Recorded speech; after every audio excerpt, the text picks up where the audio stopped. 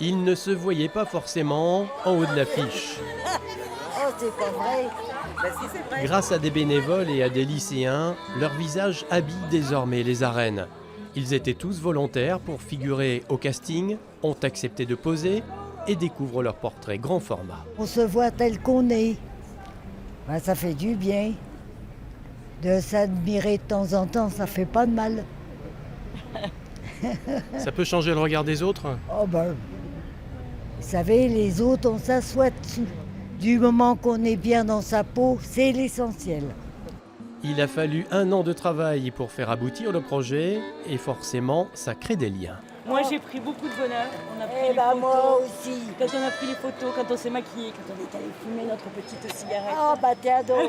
Ça, c'est primordial. Au début, on était un peu réticents parce qu'on s'est dit, on ne sait pas quel caractère ils vont avoir, un peu une appréhension.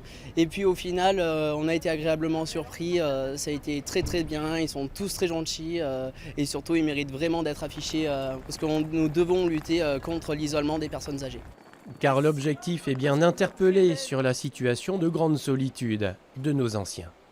Le fait de rendre visibles les invisibles permet peut-être aux concitoyens que nous sommes de se dire mais je connais cette personne, elle habite dans mon village, elle habite dans mon quartier, je n'avais jamais fait attention à elle jusqu'à présent.